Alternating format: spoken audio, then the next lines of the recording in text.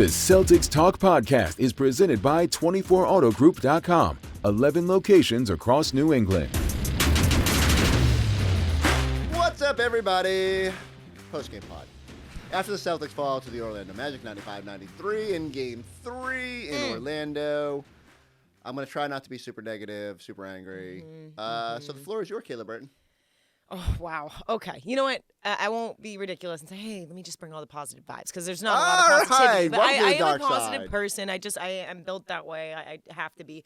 There are positives we will get to. I'll start with them, because this was not the game that we wanted. But the one positive I will take away is Jayson Tatum and his return here after missing his first ever playoff game. What, he had 36 points? 36 points. 36 points.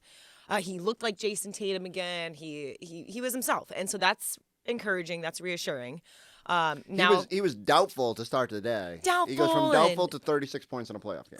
Exactly. And like, to be honest, look, we'll get into the turnovers. That really is what killed him. But I will say this: this loss does not scare me. Like, I think the Celtics are due to have one of these games. Like, a lot of people were like, "Oh, C's are going to sweep," season 4, and like I actually said, and we said, I believe, like Celtics in 5. You said 4? Yeah. Okay. I've said 5, and then I got a little after like the KCP nonsense. I went down to 4. They looked right. They did not look good. Especially that third quarter. Only 11 points, 21 total turnovers. The offensive rebounding 15-8. It was ugly at some points, many points, but they only lost by 2. Fair. And so, as ugly as it was, the fact that they can still find a way. Well, they didn't find a way to win, but like, this doesn't concern me. It was just ugly. It was disappointing. Not what we wanted to see. Yeah. Okay. You can vent now. All right. So while I agree with you that I don't think there are many things that will fester, that I do think there's outliers. Like the third quarter was impossibly bad. That was bad. Like almost like, what? You almost have to try that hard to be that bad. 11 points? Yeah. 3 of 17. 3 of 17 shooting. The sun 1 of 8 must have got to him. Have you ever been in the sun too long and you just get tired, or I don't know? I was just checking myself out on the camera here, and I was like, got a little sun. When like when in AAU tournaments growing up, or like, I'll tell a real quick side story. Go for it. We had my 8th grade little AAU team drank a lot of Shirley Temples, and they were 8th grade Shirley Temples that we drank, and we were so excited. The weather was great. Shirley's, we were at like Olive Garden. We had all the Shirley Temples, and we were a stud AAU team. We went out on that court, and it was basically the same third quarter that the Celtics had in comparison to our AAU tournament. So you're saying that Kristaps Porzingis might have had too many Shirley Temples? Too many Shirleys for KP. And he knows it. After the game, he was upset. Yes. So, yeah, Chris. Too many Shirleys. We'll get to the audio from all that. But, I go back to it. If you're going to pluck a silver lining, I think you're absolutely fair to say Jayson Tatum, doubtful to start today, gets upgraded to questionable hours before tip. Goes out there, and the only bruise that was evident was on the Magic, the way he played in that second quarter, and I thought he was great. The 7 turnovers do kind of temper the night a little bit, and he'd be the first to say he's got to be better with the basketball. Didn't like one of the late fourth quarter turnaround fadeaways, but we're nitpicking at this point. For a team that scored 93 points, the guy that scored 36 of them was the least of the troubles. But let's let him tell you. Here's a little bit from Jayson Tatum. What went into today with your wrist and development and being able to play? Just dealing with pain tolerance. Just the treatment and stuff has been progressing every day, and felt like I could try to go out there and play. How did it feel out there? And at one point, you had a celebration grabbing your wrist as well. Okay. I was out there, so I was dealing with it. It was cool. Jayson, the third quarter, what happened in the third quarter? You guys had probably the worst offensive quarter of the season. What went into that? Yeah, we just got stagnant. Something we're going to watch film on tomorrow, and we just got to play with some more pace and movement. That's when we just at our best.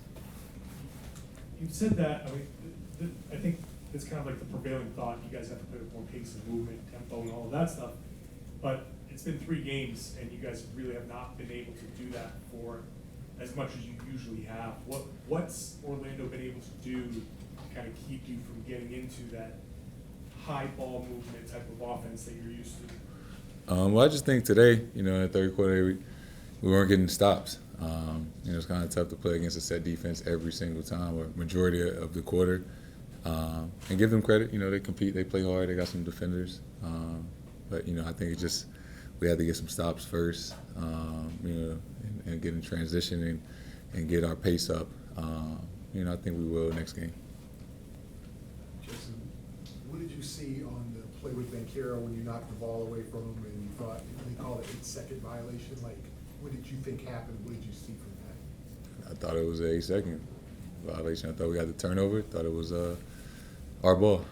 And what did the officials tell you when you talked to them? Nothing I wanted to hear, so it's cool. What can you guys do for the rest of the series to kind of try to save yourselves, try to stay healthy and get to the next series? Just get up. Ain't that what Joe told me? Get up, move on to the next play, protect yourself, and just focus on the game. And you brought up the get up thing. What did you think of that from Joe? And what was your reaction to that? Obviously, it's kind of just Joe being Joe. What was your reaction to that? I wasn't tripping. I wanted to get up. That shit was just a lot worse than Joe thought it was. But it's cool. We move on and just get ready for the next game. But you mentioned Kayla, Kristaps Porzingis, minus 16 in 34 minutes, 3 of 10 from the field, and Franz Wagner was attacking him relentlessly at the finish line. Yeah. We're going to play the audio. He had a word to describe. Well, not only did he have his janky shot, but he had said he played like bleep. You'll hear that in a minute. You know what? Hear it now. No, it's my shots feeling a little janky right now. I'm not gonna lie, but I have to keep shooting. What else I'm gonna do? I'm gonna keep shooting, and but it stings, man. This game, I have to take accountability. Like I played like, and yeah, we still had opportunities to win, So for sure, we'll get together again and correct some of our mistakes, and we'll bounce back. The award-winning 24 Auto Group is the easy choice for your next car, truck, or SUV. 11 locations and over 2,000 new and pre-owned vehicles in stock. Shop the brands you know and love, backed by savings and service you can count on. Plus, buy 3 and get 1 free for all tire purchases, with 11 convenient locations across the South Shore of Massachusetts. 24 has the knack to save you more. Visit us in store or online at 24autogroup.com. He told the truth. Yeah, and he should. He should. Look, Kristaps is great. The city loves KP. KP loves the city. It was so exciting and kind of theatrical to have the blood coming down the face. But I think this is a reality check for him and for everybody, not to get too caught up in the hype of it in the crowd and say, hey, I need to take care of business on the court. And he owned it. He owned his play here tonight. Now we need to see the adjustments being made in this next game, in Game 4. I will say this, too. It doesn't all fall on Kristaps Porzingis. When you have Peyton Pritchard, who's only scoring 3 points and having 3 turnovers, Not a good night that's for the bench. uncharacteristic. And Sam Hauser has been non-existent. And I know he hasn't in the past 2 games, scoreless. And, you can do other things. And I know that there's sometimes a confidence issue. You need to see the ball go through the net. But when you're in the playoffs mode, and even if it's a team against the Orlando Magic who are as gritty, feisty, chippy, almost just playing like a hockey team. There's some questionable, dirty plays out there. But it's the playoffs, and like Eddie said, you got to rise to the occasion and throw another punch. Yeah. Again, I don't think 21 turnovers will not happen again. I suspect 11-point quarters will not happen again. They've just got to figure out why they went into a funk tonight, but they've given the Magic some life. Now, right before we came in here, we heard a little bit of Jaylen Brown's post-game audio, and my eyebrows went skyward a couple times. Here's a little bit from JB. They've obviously played a very physical series for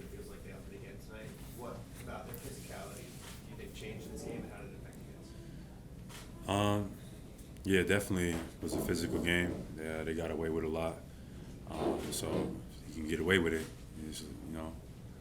I would do it too. So that definitely affected us, but we'll be ready for Game 4. Jaylen,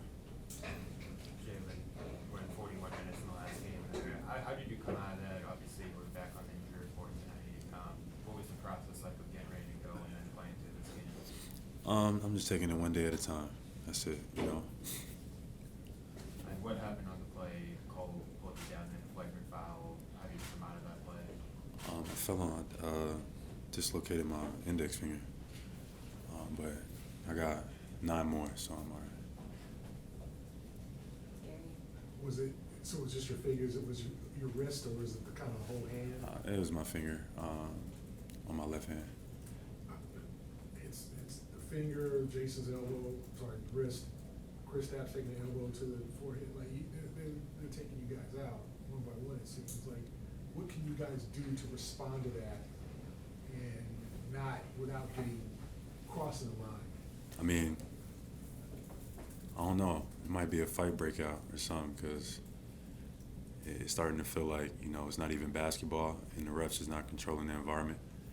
So it is what it is. If we want to fight it, out, we can do that. We can fight to see it go to the second round.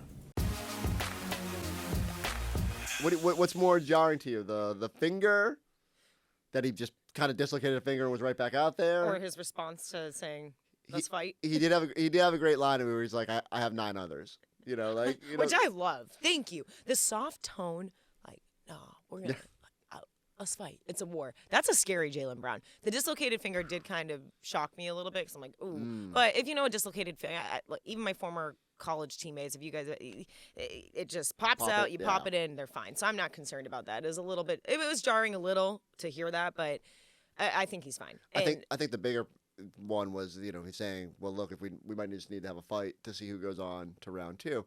Now, I think he's talking somewhat metaphorically, but considering the chippiness of this it could be literal, series, Chris. yeah, I think there also could be some literal dust-ups coming, where I don't think the Celtics are at the point yet where they're like legitimately ready to fight, but I do think they're sick of seeing their guys on the ground. Yeah. Sick of seeing hard fouls by the Magic. Okay, flagrant one here and there, but even when Cole Anthony ripped him down, there was no, there's really no repercussion beyond a couple free throws. And so I wonder if the Celtics will take matters into their own hands. I forget what the stat was. I'm looking at it. Was like 17 early fouls in 15 minutes, 3 reviews, and 1 flagrant. And I'm like, this is where it's at. But you know what? It's very telling that Orlando can only win by being as flagranty, dirty, and I'm not calling them a dirty team. I'm saying they're just trying to fight. Like they will do whatever it takes to bring the Celtics down. And it may be the chippiness, it may be the blood, the sweat, the tears, all of that. But go to war on Sunday, make a statement, and then close it out on Tuesday. But the turnovers was a big issue tonight in the offensive rebound. Yeah, it's like we can't. Every time I try to go down a different avenue, it's true. You just keep coming back to it. When the 21 turnovers leads to 26 points, over a quarter of their output, you're not going to win that game. And then you look at all the so Joe Mazzulla loves the margins, right? Mm-hmm. Orlando had 9 more shots. They had 6 fewer turnovers. They had 4 more free throw attempts. They were plus 11 in rebounds. They were plus 5 in 3-point attempts, which is maybe the most jarring number. And they only had 1 less 3-point make than the Celtics. Normally the Celtics dominate the 3-point category, and teams can't hang with that. It becomes a math problem that other teams can't solve. And the Celtics did not have their normal numbers tonight. Also, for the people who are wondering, Drew Carter did mention it at the end of the game, but when it was 0.3 seconds and we were all like, it should have been 0.6 or 0.8. Right. That is not reviewable unless it goes to the end of regulation. And right? Unfortunately, even Joe kind of just glazed over it out after the game. He didn't want to kind of linger on it. I think he thought we all thought. We thought there'd be more time on that clock. In fact, here's some more from Joe. Joe, you guys had the second fewest turnovers in the regular season. 21 tonight led to 26 points for them. Yeah. How much did you think that was self-inflicted compared to dictated by their physicality? You have to give them credit. I think it was a combination of both. I thought they obviously upped their ball pressure at the point of attack, full court and the half court. They didn't accept switches as easy. So I would say it's, you have to give credit to them with their defensive physicality, but we also had some ones that we have to be better at. And then 15 offensive rebounds leads to 16 second chance points. What did you see as the root of that? They were more physical than us on the offensive glass, and so that's 40 points in the margins on the turnovers and second chance points. So we have to be better, and when you don't do those things, it comes down to a close game. Jaylen was out for 3 minutes there after the fifth foul. Did you want to get him in earlier there? What ended up leading to that decision? He had 5 fouls, so we waited until the best possible moment to get him in. You guys went bigger for a lot of this game. Looking back on it, do you think that was the right move against some of the rebounding and the opportunities they were able to get out there? At the end of the day, we went to multiple different lineups, especially without Drew, one of our guards, we were able to do that. So regardless of who's in, we got to do a better job of rebounding. They did a better job than us on the glass tonight for sure. Jonathan J. Joe, the supporting cast was shut down pretty handily. Yeah, theirs was good. I think all their second unit was in the positive. Yeah. Yeah. What did you see that led to them being able to cut them off? Yeah, just one there. We because of the offensive rebounds, we didn't play as fast as we need to. We got to play a little bit faster. But they did a great job just being physical at the point of attack, not helping as much. Shutting other guys down. They did a good job of helping when necessary, but then not over helping, and that's something that we knew they were going to do, and we just have to be better at that. Jaylen Garrett. Going into that final timeout, how much time did you think would be left on the clock? Is that something you're kind of guessing there? And then how much? What, the .3? Yeah. No, we knew it was .3, and so you can probably get a catch and shoot off. And I knew they'd have their bigger lineup in, so we just it's a play that we've practiced. We just it was a perfect pass. We just didn't execute it. And then is that a tough? How challenging a decision is that between playing out the defensive possession and then trying to foul extend the game? It's not. That was right at the differential. It's just a long rebound that went out to half court. If we get that rebound at the free throw line or a little bit, it was great defense, and you don't expect the rebound to go all the way out to half court. So if we catch it two bounces earlier, it's we have plenty of time on there. So that's right. It was right at the point where we're deciding on what we were doing there, and if we just get it was just an unlucky bounce off the rim and it went out to half court instead of getting it where we were on the free throw line. Joe, what was the explanation they gave you on the first 8-second call that was turned into an inadvertent whistle? I guess he crossed and then it was deflected into the backcourt. What they said. Did you have an issue with that? No, it's just part of the game. It's the human nature, the inadvertent whistle. I do think you should go back and review the certain time. I think there was more time than .3 on the clock, but what are you gonna do? What happened to the offense in the second half? You guys were up 10, and then suddenly they went up. It just seemed like a shutdown. Yeah, so it was 10 there, and then we got a layup. We got an offensive foul, which could have gone either way there, and then they come down. Corey Joseph hits a three. I think either Bankero or Wagner hits a three. They get an offensive rebound, and now you're at their place, and it's a tie game, and they up their pressure and their physicality. I have to can do a better job play calling, getting us in the right spots. We got to do a better job at the point of attack. We got to do a better job screening. We got to do a better job on our offensive physicality. The challenge, just what was your perspective on that? 2 timeouts, and you're looking to try to get the 2 for 1 in a possession game. It didn't look like he had touched it yet. It looked like it was off, Carter. So we were just trying to get that extra possession there. All right, I had to eject Kayla. No, she had real work to do. But I do think you heard Joe say that very diplomatic about the fact that they didn't really deserve to win that game. That you can sit here and complain about the clock, and they certainly thought there was some wonkiness there. The backcourt was an inadvertent whistle. Maybe there would have been a little bit more time. Even Joe said, like, if that rebound comes off the rim after Wagner misses late, the Celtics have more than a second on the clock. Now you can actually run a play. You can get a look.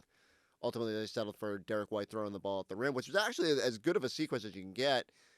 Kristaps Porzingis just didn't have any legs at that point and wasn't able to get up there and try to tip it home. And the Magic, with all that size and length, were able to disrupt as well. So, it's a frustrating frustrating game for the Celtics. I think they'll look back and not only just because of the third quarter letting go of the rope and fumbling away a double-digit lead, but just the little moments in there. The turnovers, the carelessness, like Jaylen dribbled off his foot a few times. Tatum tried to force a few cross-court stuff, passes that aren't going to get through, and that led to transition. You can't give Orlando the ability to get out in transition. They've really been good at limiting their fast break points in this series, forcing them to play in the half court, where the Celtics have been just as stout defensively as we've seen from the Magic at times. And so I think it'll be a good film session for the Celtics on Saturday, kind of look at where they went wrong. Plenty they can improve on. They've forced themselves to go at least one extra game in this series. I still think there's an obvious talent disparity. The big question is how it manifests itself now with the chippy nature of this series. The Magic have made it a talking point throughout the series with their physicality, the KCP stuff, starting it when Tatum hurts the wrist.